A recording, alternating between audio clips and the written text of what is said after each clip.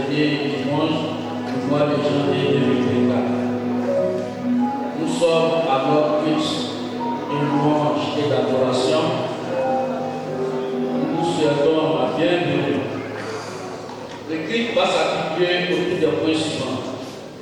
Il y aura la prière d'introduction tout à l'heure, le moment d'adoration, la discussion de la Sainte Seine, la louange, la collecte des titres et des offrandes, l'annonce du pasteur, l'annonce de l'église, la prédication, la prière finale.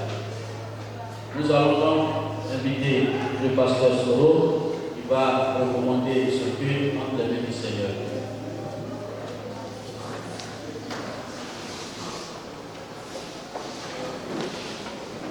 Notre Dieu et notre bon Père, c'est avec joie que nous nous retrouvons en ce matin pour te célébrer, pour te rendre un culte qui t'est agréable. Notre Père et notre Dieu, merci pour la vie, merci pour la santé, merci pour le mouvement, merci pour la joie, merci pour la paix, merci pour les choses visibles, merci pour les choses invisibles. Merci de la grâce que tu nous fais de pouvoir nous déplacer et nous retrouver en ce lieu. Et cela dans la paix de pouvoir adresser, Seigneur Dieu, des cantiques de louange, d'apporter, Seigneur Dieu, notre adoration. Oui, nous te rendons honneur et gloire. Et quel serait ce moment? Qu'est-ce qu'il serait sans la direction du Saint-Esprit, sans la présence dynamique du Saint-Esprit? Seigneur, fais-toi par ton esprit qui nous permet de trouver les mots, de trouver les expressions, de trouver, Seigneur Dieu, l'attitude pour t'adorer et te célébrer. Car ta parole dit que l'Esprit sort du tout même des profondeurs de Dieu. Nous prions donc que le Saint-Esprit se saisisse de nos cœurs, se saisisse de nos lèvres, se saisisse de notre être tout entier et nous permette d'apporter au Père une adoration réelle et vraie. Conduis le culte de ce matin, Saint-Esprit. Merci de bénir la présidence. Merci de bénir, Seigneur Dieu puissant, la direction des chants. Merci de bénir, Seigneur Dieu, tous les aspects de notre rassemblement. Merci de bénir ta parole dans nos cœurs. Merci, Saint-Esprit, de te saisir de chacun d'entre nous, de Seigneur Dieu, ceux qui viennent, Seigneur Dieu, pour partager le culte avec nous, n'en pas l'habitude. Saisis-toi de chacun d'entre nous ce matin et donne gloire à ton nom. Merci de régner. Merci de faire du bien. Merci de bénir. Seigneur, merci de bénir le culte à l'école de dimanche. Merci de bénir tous les rassemblements dont Dieu prête se tiennent en ton honneur. Nous te louons et te dédions ce culte, qu'il soit pour ta gloire. Merci Saint-Esprit. Merci Seigneur, au nom de Jésus-Christ. Amen. Amen. Pasteur, nous allons ensemble lire une portion de la Bible tirée du livre de 1 Chronique 16, verset 34, qui nous dit: célébrez l'Éternel car il est bon, lui, sa bonté dure éternellement. Peuple de Dieu, ce matin, le Seigneur nous invite à le célébrer, car son amour pour nous est éternel. Alors, ne laissons pas la bouche fermée et avec le groupe vocal ensemble, adorons le Seigneur.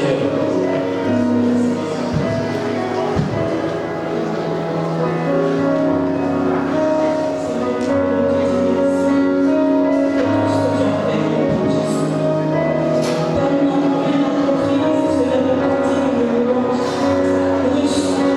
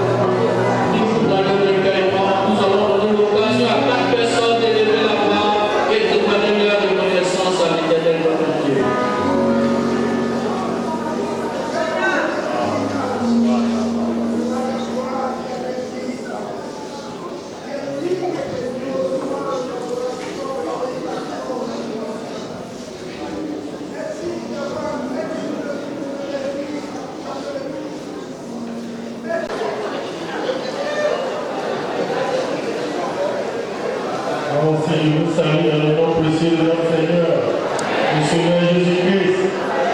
Que Dieu bénisse son peuple ce matin. Nous allons inviter l'ensemble au plat et nous allons célébrer le Seigneur à travers des cantiques.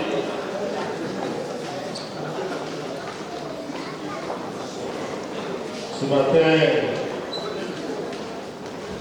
les cantiques que nous avons déjà entendus nous ont dévancés. Il n'y a pas quelqu'un qui puisse se comparer à Jésus. Il est si doux, il est si bon, il est la source de nos joies, il est la source de nos bonheurs, il est notre Père. C'est pourquoi il importe que nous puissions le célébrer à travers les cantiques. Et ce matin, nous allons chanter deux chants dans le chant de victoire, le numéro 37. Dans les cieux et sur la terre, il n'est aucun nom plus doux, aucun que vos frères préfèrent au nom de Christ pour moi. Oh,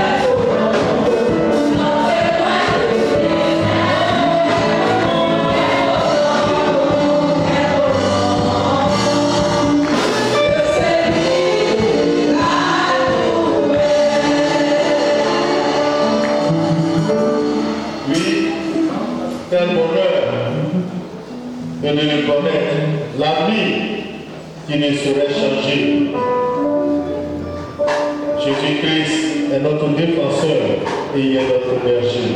Le numéro 20 du chant de victoire.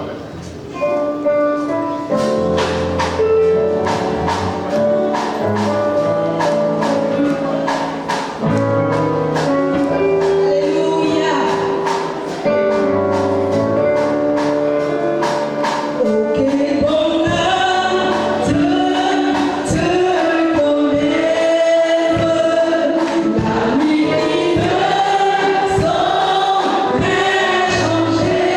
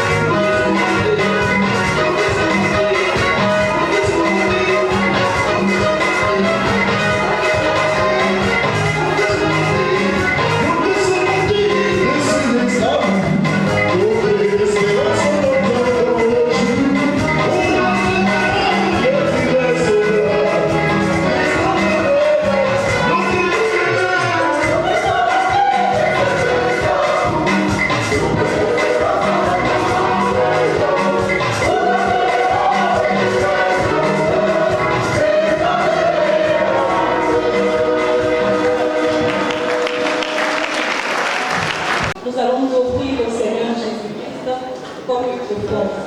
C'est notre chant de ce jour. Thank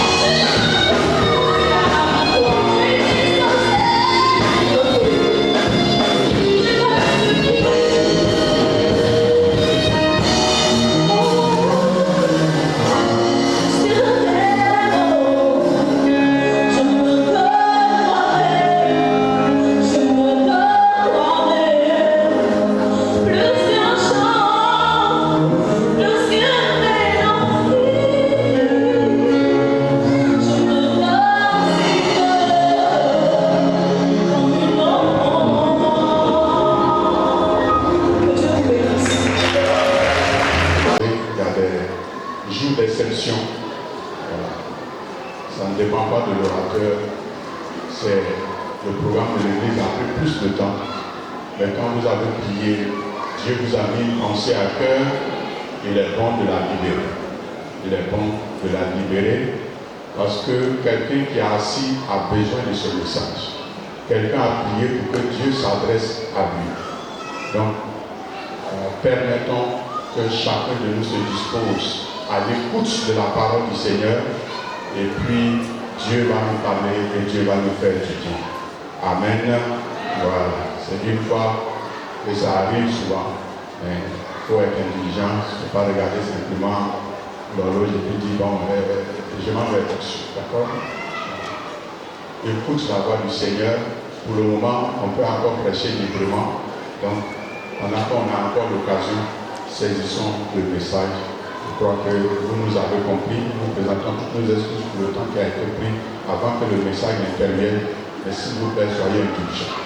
Celui qui va apporter le message ce matin, c'est un homme de Dieu qualifié par le Saint-Esprit pour cette œuvre. Il est l'un des principaux responsables au niveau de cette assemblée, travaillant auprès du pasteur principal. La parole du Seigneur est dans sa bouche. Et ce matin, il vient pour nous l'annoncer. C'est un modèle pour nous les jeunes, ancien président de la jeunesse. C'est le premier responsable du département des hommes. Et puis, il a un comité d'intercession, il a prié. Les mamans qui ont prié pour que cela puisse avoir lieu. Il est écrivain. Il est donc chargé de nous apporter la bonne parole du Seigneur. Je voudrais laisser la place à l'enseignant pour la parole de Dieu. Voilà. Que Dieu bénisse son serviteur. Que Dieu bénisse sa parole dans nos cœurs. Amen.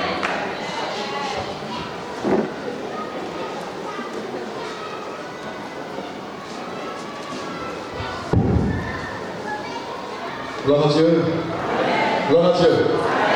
Je voudrais saluer chacun d'entre nous dans le cours des merveilleux noms de notre Sauveur. Que Dieu bénisse abondamment et puissamment sa parole ce matin. Et nous voyons que Dieu va nous faire du bien ce matin. Alléluia. Je voudrais donc vous inviter à lire avec moi un passage dans l'Ancien Testament. 2 Rois, chapitre 4. On va lire à partir du verset 8. 2 Rois, chapitre 4, je vous la lecture.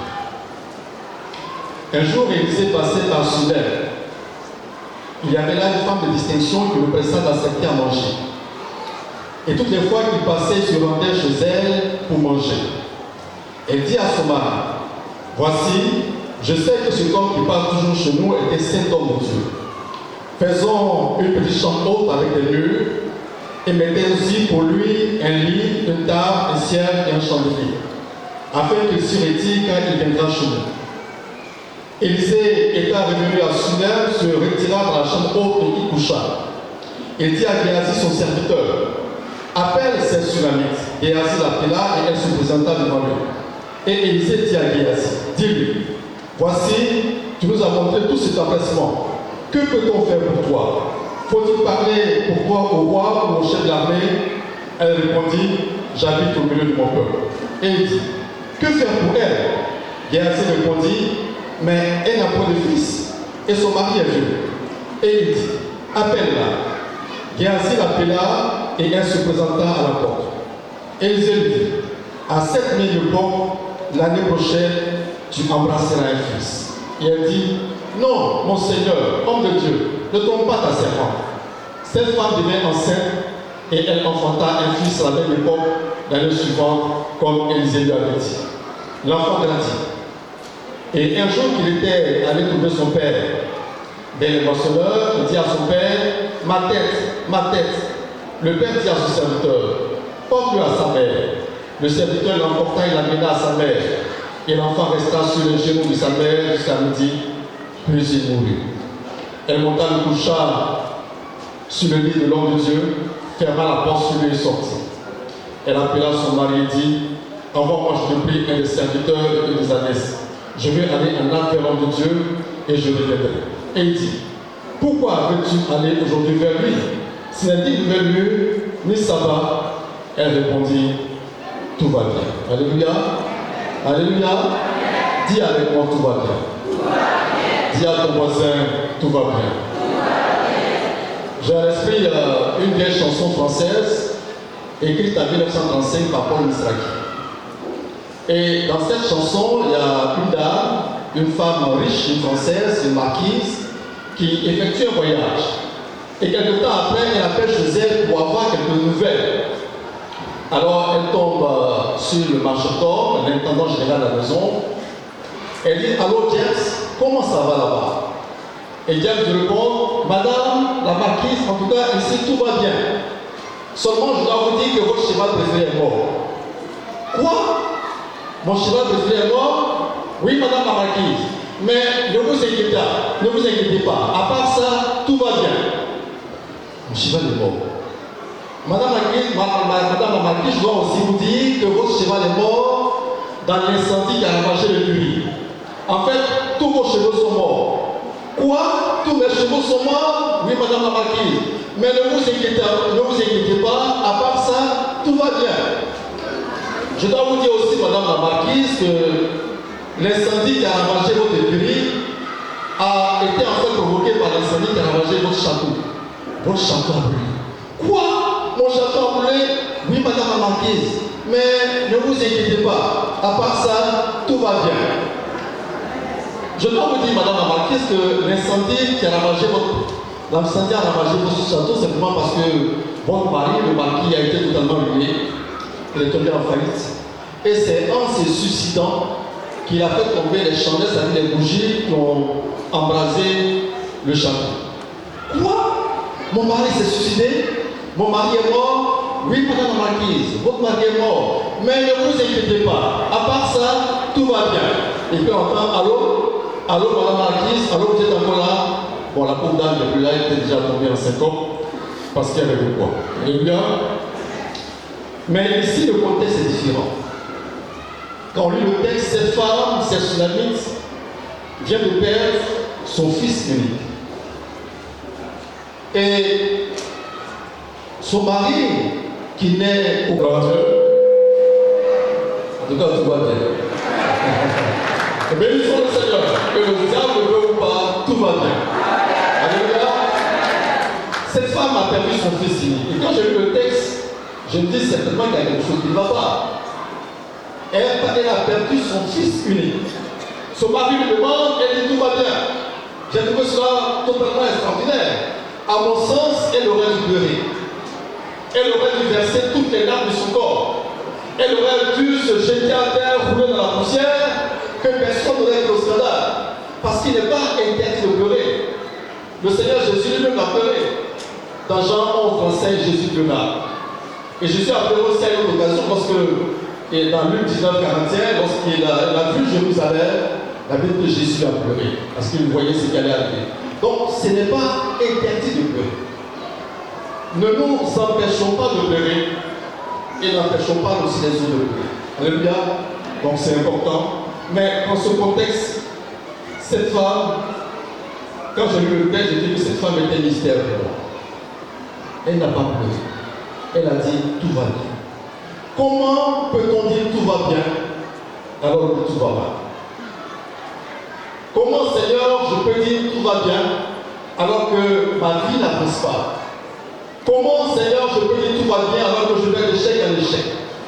Comment, Seigneur, je peux dire que tout va bien alors que mon corps est rongé par la maladie? Comment, Seigneur, je peux dire tout va bien alors que ça fait des années que je suis à l'église, je ne suis pas fiancé, je ne suis pas marié, je n'ai pas d'enfant? Comment, Seigneur, je peux dire tout va bien alors que tout va mal? Cette femme qui a perdu son fils unique a dit: tout va bien. Alléluia. Et pourtant, cette femme faisait face à la plus terrible tragédie humaine, la mort. Son fils était mort et elle était consciente. Nous savons tous, vous et moi, que la mort était un ennemi particulier. Personne ne peut vaincre la mort. Aucun d'entre nous ici ne peut dire: ah, regarde la mort, tu sais qui je suis. La mort n'a que faire de ça. La mort n'a de compte à rien à personne. Elle ne tient pas compte de nos positions sociales, de nos positions familiales, de nos positions politiques, peu importe qui nous sommes. Personne ne peut vaincre la mort. Et même le diable lui-même ne peut pas vaincre la mort. Le diable n'a pas d'autorité sur la mort. Quand vous lisez Hébreux chapitre 2, verset 14, il est dit que le diable a la puissance de la mort. Et dans la version du second verset, il dit que le diable exerce le pouvoir d'amour.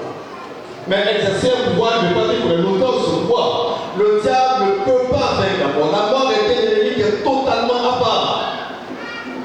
Mais pour l'instant, nous allons dire parce qu'il y a quelqu'un qui a vaincu la mort, vous n'avez pas dit amen.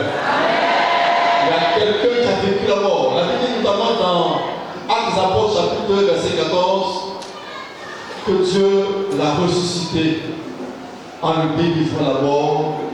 Elle était sagée parce qu'il n'était pas possible qu'il fût retenu par elle. Alléluia. Il n'était pas possible qu'il fût retenu par elle. Et l'apôtre Jean, dans l'Apocalypse, Jean chapitre 1, Jean est exilé sur une vacances. Et puis Jean entend une voix. Ce n'est pas une voix particulière, c'est une voix glorieuse comme le son d'une trompette. Et Jean, par curiosité, se retourne pour voir la personne qui parle, qui lui parle. Et Jean dit qu'il voit un homme vêtu d'une robe portant un ceinture d'or autour d'elle. Jean dit que son visage est comme le soleil lorsqu'il brille dans toute sa force. J'en dis que ses yeux sont comme une flamme de feu. J'en dis que ses pieds sont comme de l'airain ardent, comme s'il eût été embrasé par le feu. Et j'en dis que lorsqu'il a vu cette personne, il est tombé comme mort. Et cette personne a posé sur Jean sa main droite en disant: ne crains point, ne crains point. Je suis le premier et le dernier. J'étais mort et voici je vis au siècle des siècles. Cette personne dira à Jean dans Apocalypse chapitre 1, verset 18: je tiens les clés de la mort et du séjour des morts. Alléluia. Le diable n'a pas les clés. Le diable n'a pas les clés de la mort. Mais cette personne tient les clés de la mort. C'est pourquoi ce matin elle te dit: ne crains point. Ne crains point. Tu ne mourras pas. Tu vivras et tu rencontreras les yeux de l'Éternel. Peu importe ce qu'ils vont manigancer. Peu importe toutes les tentations qu'ils vont faire.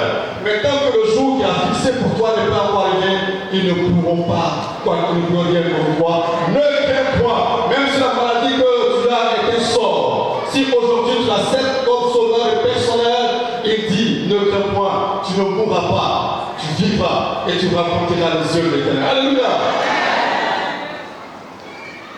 Que le nom du Seigneur soit béni. Et cette personne, la Bible dit que tout pouvoir lui a été donné dans le ciel et sur la terre. La Bible dit notamment que c'est Isaïe qui en parle d'ailleurs, dit que la domination repose sur son épaule. On l'appelle admirable, on l'appelle conseiller, on l'appelle Dieu puissant, on l'appelle Père éternel, on l'appelle Prince de la paix.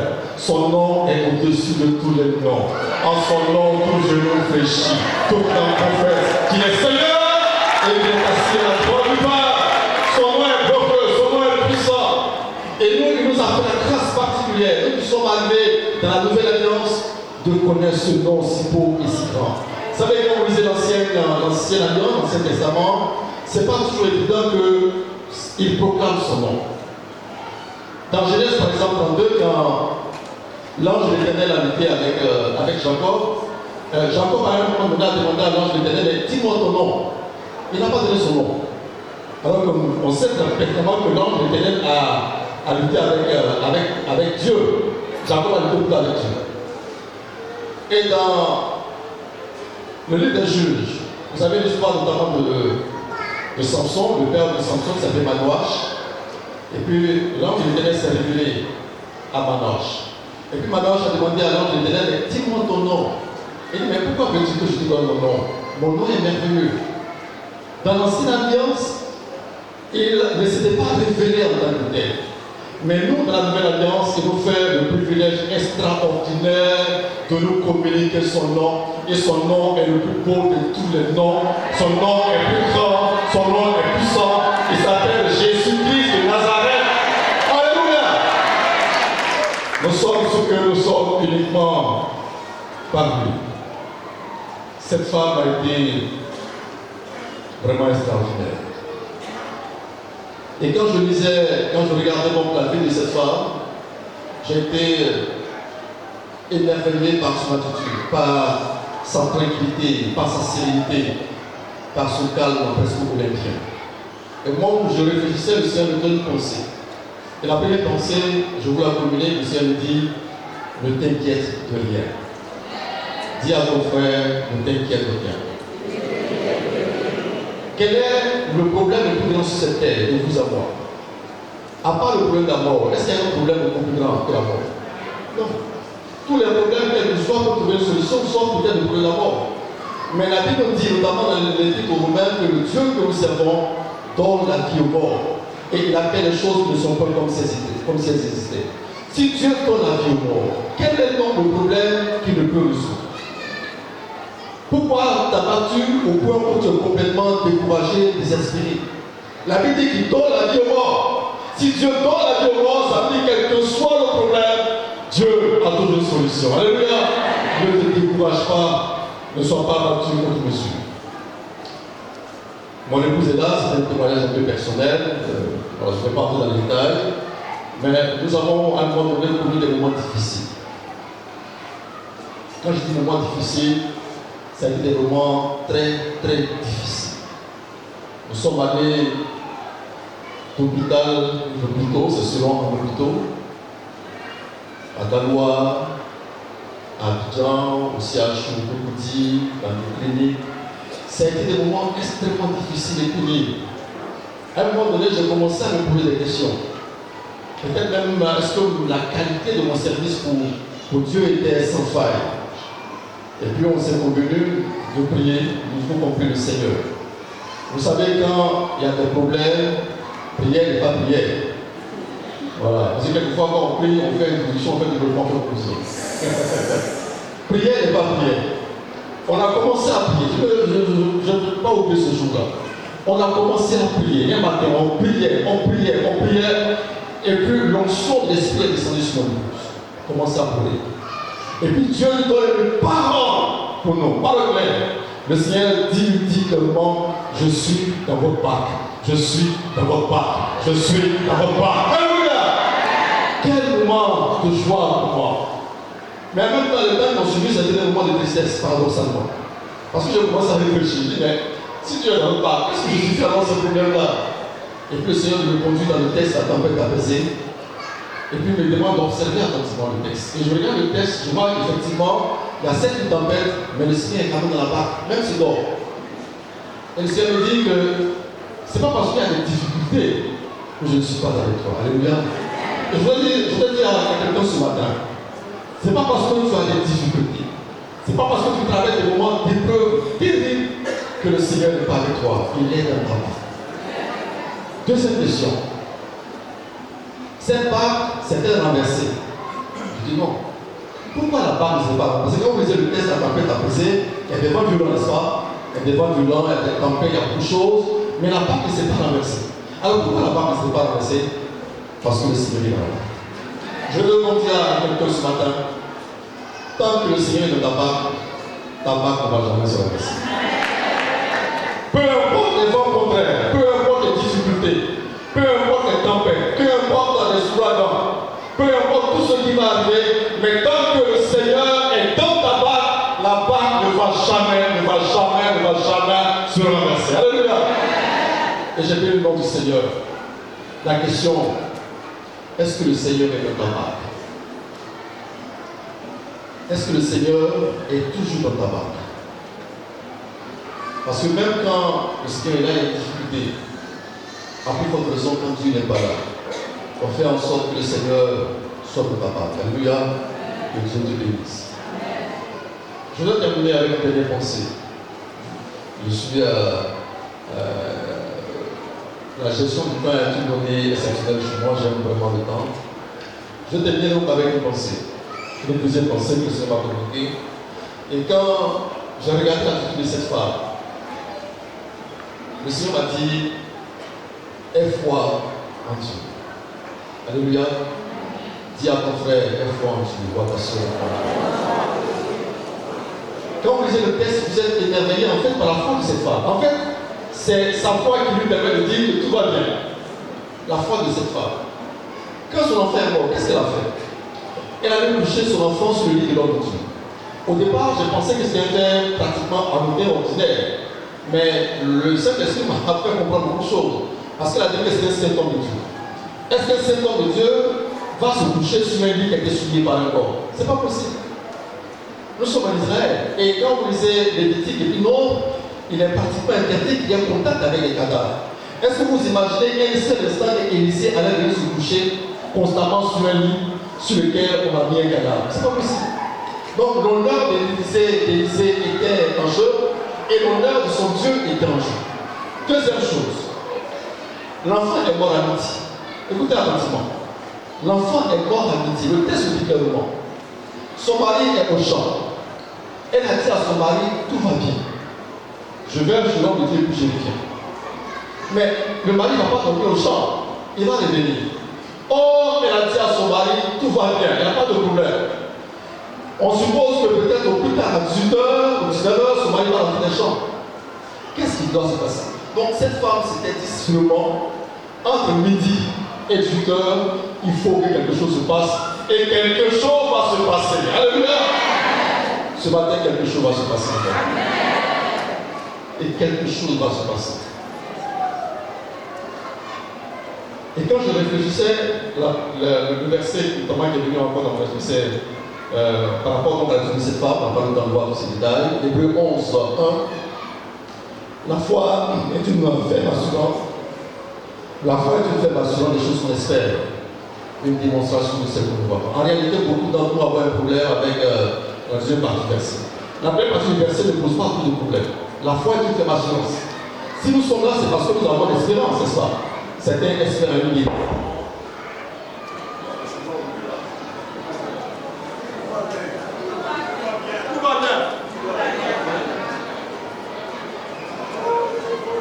Donc le verset dit que la foi est une ferme assurance. Et je disais que plusieurs parmi nous n'ont pas de problème avec la première partie du verset. La foi est une ferme assurance. Mais la deuxième partie du verset, c'est là qu'il y a le plus de problème. La Bible dit que la foi est une démonstration de choses qu'on ne voit pas. Alléluia. Une démonstration de choses qu'on ne voit pas. Et quand vous lisez le texte, cette femme a démontré sa foi. Dès l'instant où on voit une chose, ce n'est plus la foi. Ce qu'on voit, peut-on encore espérer. Voilà, ce qu'on voit, peut-on encore espérer. Donc la foi est une démonstration de choses que nous ne voyons pas. Je connais illustrer cela parce que quand je pensais à ce thème, monsieur m'a donné ici, une histoire. Je vais vous la raconter rapidement pour démontrer, pour illustrer un peu de manière pédagogique ce que nous sommes en train. Alors, c'est une femme, une jeune soeur dans l'église, et qui va voir une tante. Elle dit, tante, je vais me marier cette année. Nous sommes dans le mois d'octobre. Elle dit, tante, je vais me marier cette année. La petite est contente. Et la jeune soeur vient avec un sac. Elle ouvre son sac et puis elle montre la robe de mariée. Elle montre à la tante tous les accessoires du mariage. Chaussures, tout. Elle a tout apprêté. Elle dit, tante, je vais me marier cette année. D'accord?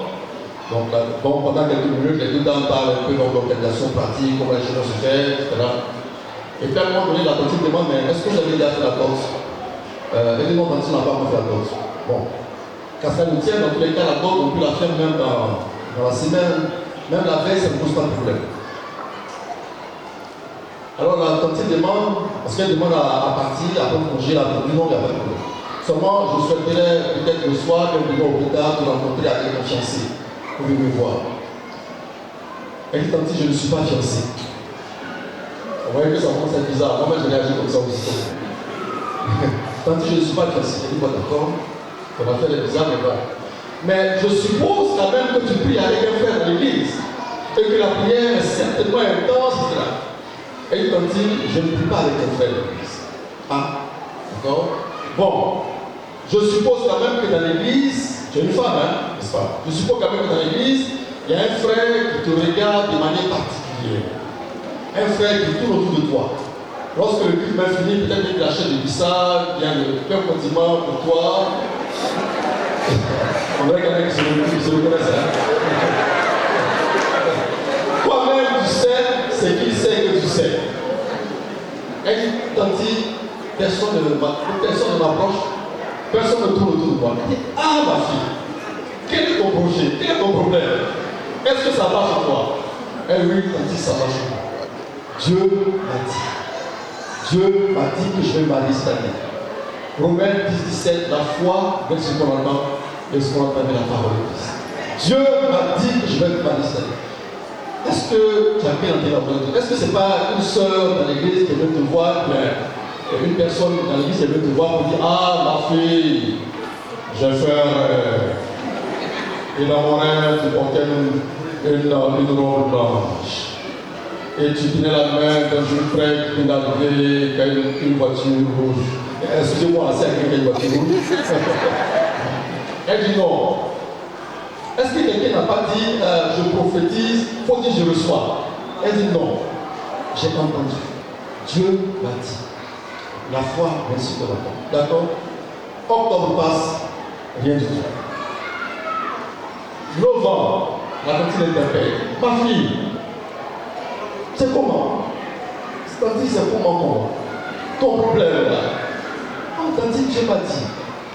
Le Dieu que je sers, il dit notamment dans le monde de toi, il n'est pas un homme, il n'est pas un homme pour mentir. Il est un Dieu d'homme pour se mentir. Ce que sa bouche dit, sa main revient. Dieu m'a dit, j'ai entendu la voix de Dieu. Ok. On rentre en décembre. Première semaine de décembre. Il y a un bon frère qui débarque du Canada. Je pensais que tu allais crier Joël. Si j'avais dit un bon frère qui débarque de la Somalie, ça allait poser problème.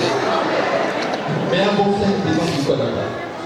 Il est convaincu par le Seigneur que sa fiancée est ici au camp de l'espérance. Alléluia. On a posé la main, on ne sait jamais. C'est quelqu'un qui la marche. Il est en route. Et puis, les pasteurs sont d'accord, le conseil. Vraiment, tout est en accord parce que la Bible dit que quand Dieu approuve les voies de l'homme, il dispose même favorablement à son égard ses ennemis à propos de ça. Donc, tout est d'accord. Et puis, le 31 décembre de l'année, il célèbre le mariage. Tout est bien défini. La foi est une démonstration de choses que nous voyons. Une démonstration. Commence cette année à démontrer ta foi. La foi prend en plus la parole de Dieu, sur ce qu'on entend, mais sur ce qu'on lit aussi. C'est en s'appropriant les promesses du Seigneur. Qu'est-ce que tu attends de la part du Seigneur cette année? Un mariage commence à te parler. Un enfant commence à faire des poussons. Une bénédiction particulière pose un acte de foi. La foi est une démonstration de ce pouvoir. Mais la foi prend en plus la parole de Dieu. C'est le fait d'alimenter notre esprit, la parole de Dieu. La parole de Dieu, il faut la lire, il faut la méditer constamment et régulièrement. Malheureusement, aujourd'hui, on ne lit plus trop la parole de Dieu. Quand on se lève le matin, quel est le premier des réflexes? Souvent, c'est le portable. Donc, combien prennent véritablement à cœur la parole de Dieu? Je faisais observer un jour aux jeunes ici que si vous lisez 86 versets chaque jour, 86 versets chaque jour, en un an, j'avais lu toute la Bible. De la Genèse à l'Apocalypse. Georges Muller, qui était un héros de la foi, a lu la Bible 200 fois. Et 100 fois, il a lu la Bible à genoux. Et c'est un homme de foi extraordinaire. Il a nourri des milliers d'orphelins sans demander si un famille que ce soit. C'est un homme de foi. Donc, ce qui nourrit notre foi, c'est la parole de Dieu. Donc, je voudrais vraiment, en terminant ce message, encourager chacun d'entre nous. Investissons dans la parole de Dieu. Méditons la parole. Lisons-la. C'est elle qui va entretenir davantage notre foi. J'ai eu le privilège de connaître, de naître dans une famille extraordinaire. Je le dis aujourd'hui avec beaucoup de. C'est vrai que ce n'était pas une famille chrétienne. Ma mère était idolâtre. Donc, quand nous étions enfants, on suivait ma mère pour les sacrifices. Je pense qu'aujourd'hui, quand on parle de certaines choses, nos enfants, qui sont peut-être la deuxième, troisième, quatrième génération de chrétiens, ne peuvent pas savoir ça. Nous, on a fait des sacrifices. On allait à Corée, notamment, avec ma mère. Elle le faisait dans l'optique, en fait, de nous protéger. Parce que quand on était enfant, j'ai vu une de nos petites sœurs qui a été frappée mortellement par la sorcellerie et est morte. Donc ma mère le faisait dans l'optique de nous protéger. Ma mère était une femme de foi extraordinaire, une femme de prière. Ceux qui ont vécu en Bancaire à une certaine période la connaissaient. Maman Élise, tout le monde la connaissait. Quelle femme de foi! Elle nous racontait des témoignages époustouflants extraordinaires. C'était une femme authentique, née de nouveau quand elle a rencontré le Seigneur. Elle a quitté l'idolâtrie et sa vie a été impactée par la puissance de cet esprit. Mais vous savez, ma mère avait un problème. Ma mère n'a pas été à l'école. Ma mère ne savait ni lire ni écrire. Et quand ma mère a accepté le Seigneur, un jour à l'église, au cours de prédication, il y a eu un doute raisonnable. Elle a dit, mais qu'est-ce qui prouve que ce que le pasteur dit là, c'est vrai? C'est ce que ma mère a fait. Elle était déjà à un certain âge. Ma mère allait faire cours du soir. Elle a fait CP1. Elle a fait CP2. Ma mère a suivi les cours d'alphabétisation. Et au soir de sa vie, avant que ma mère ne quitte cette terre en 2002, elle lisait couramment la parole de Dieu. Question. Si ma mère, qui n'a pas été à l'école, a trouvé important d'aller quand même à l'école juste pour s'approprier les trésors de la parole de Dieu, et toi qui es à l'école, toi qui sais lire, qui sais écrire, qui a été à l'école, qui a eu une instruction, pourquoi tu n'ensemences pas ta vie dans la parole de Dieu, sachant que ces paroles-là qui nous nourrissent, qui nous fortifient. Là, ce qui a fait la valeur de cette femme, c'est sa foi. Et parce qu'elle a posé l'acte de foi, Dieu a honoré sa foi. Alléluia. Je vais lire juste pour terminer ce que le Seigneur a fait. Parce qu'après, en définitive, elle allait voir le Dieu. Le prophète Élisée. Verset 32. Lorsque Élisée arriva dans la maison, voici l'enfant était mort. Et la Bible précise, couché sur son lit. Élisée entra et ferma la porte sur eux deux et il pria l'Éternel. Il monta et se coucha sur l'enfant et mit sa bouche sur sa bouche, ses yeux sur ses yeux, ses mains sur ses mains, et il s'étendit sur lui et la chair de l'enfant se réchauffa. Élisée s'éloigna, alla ça et là par la maison, puis remonta et s'étendit sur l'enfant, et l'enfant éteindra cette fois et il ouvrit les yeux. Élisée appela Géasi et dit, appelle cette Sunamite. Géasi l'appela et elle vint vers Élisée qui dit, prends ton fils. Elle alla se jeter à ses pieds et se prosterna contre terre et elle prit son fils et sortit. Alléluia. Ce matin, par la foi, il faut que tu prennes ton fils. Il faut que tu prennes ton miracle par la foi. Il faut que tu prennes ton miracle par la foi. L'enfant qui était mort, mais parce qu'elle a eu foi à la parole de Dieu. Parce qu'elle a posé un acte de foi, Dieu s'est souvenu d'elle. Ma prière pour terminer, c'est que ce matin, le Seigneur se souvient de toi. Se souvient de tes luttes, de tes difficultés, des problèmes, des réalités que nous côtoyons au quotidien et que tu saches que le Dieu que nous servons n'est pas un marigot, n'est pas une rivière, n'est pas un caillou.